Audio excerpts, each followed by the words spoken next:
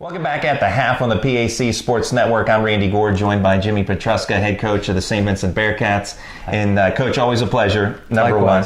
And great start to the year for Saint Vincent as we approach that midway point here for this broadcast tonight against Chatham. Saint Vincent visiting the Chatham Cougars.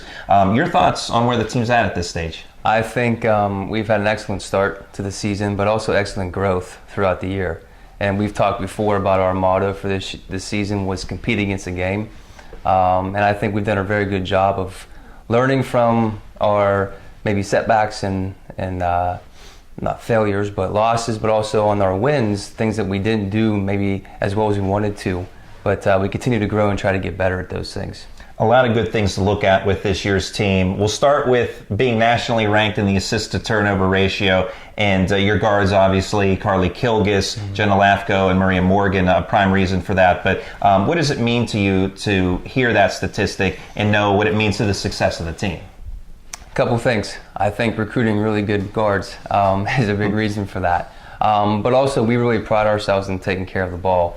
And I think in coaching, there's a lot of not bargaining, but you try to point out why the value of the possession is so good, and why it's worth something. And you play defense, and defense is very hard typically. So when you're defending for a certain possession and you cause a steal or force a bad shot and rebound, you want to take care of that possession. And I think they're really starting to understand why and how, and that when you shoot 40, 50% maybe from the three-point line and field goal range, 80% from the foul line, those percentages play in your favor for the possession.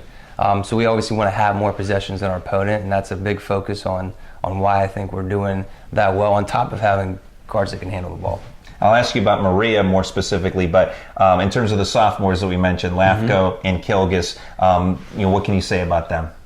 They've both been, from day one, since they've entered our program, very valuable to that offensive flow, the transition, taking care of the basketball. Carly has, the way she processes the game while she's in the game is she's almost a step and a half ahead of the play.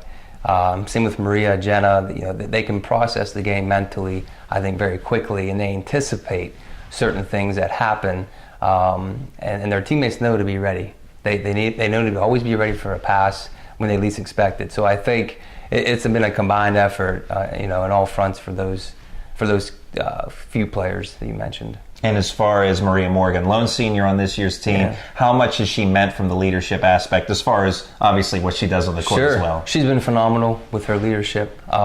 She's all heart. She's emotional in a very good way. She's inspirational, and she backs it up. I mean, she works just as hard as anyone else, if not the hardest on our team. She has sacrificed a lot with her off-season conditioning and training. And then she's obviously a very talented player, and she has that thrill, that she always looks for that play to get everybody going, and I think she's done a great job in that. Maria runs at a high motor, so does Paige Montrose, junior forward. How do those two really help drive the team? Sure, it's hard for me to give Maria that kind of credit with outworking anyone, because Paige works just as hard, if not harder. I can probably pull 3 or 4 or 5 players in that category, but Paige as well. Every day of practice, she is 100%.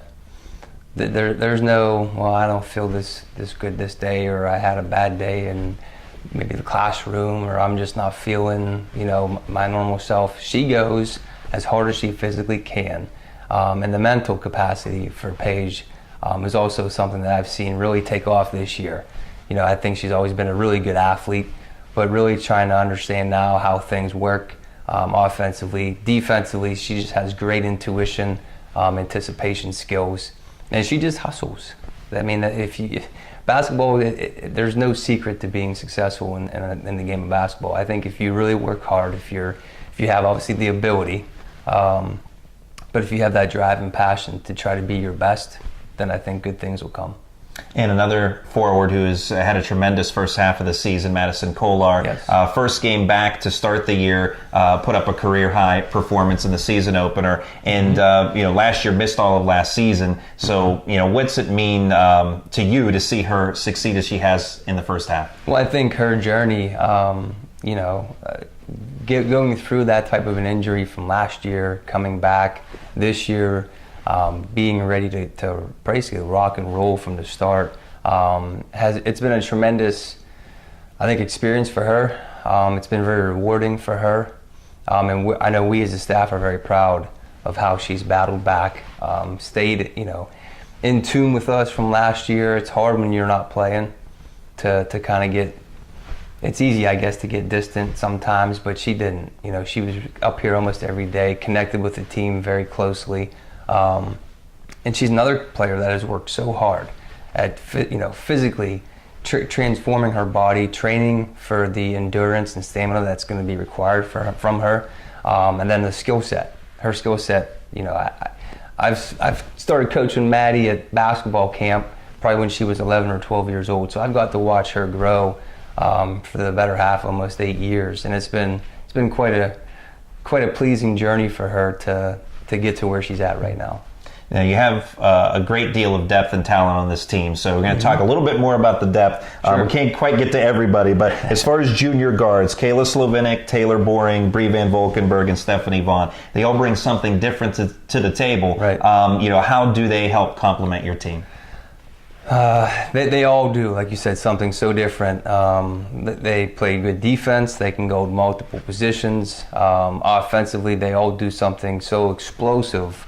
Kayla inside out, Bree inside out. She loves to get the ball to the rim. Steph can post you up. She can bang a three. Taylor Boring has just a great feel, and then when she's feeling it, it's let's look out. But she can also create a shot, mid-range, pull up. She's really strong going to the basket.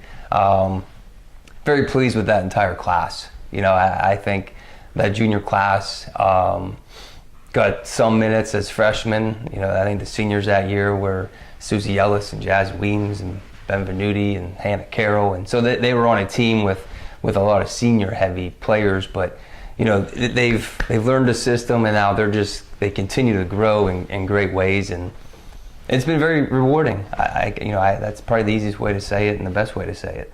Because of that depth, it makes it very difficult for the younger players, especially the freshmen, Sure. to get into the lineup. But you have a very talented freshman group. Most folks don't know it yet. But, how have you been able to work them in when you can?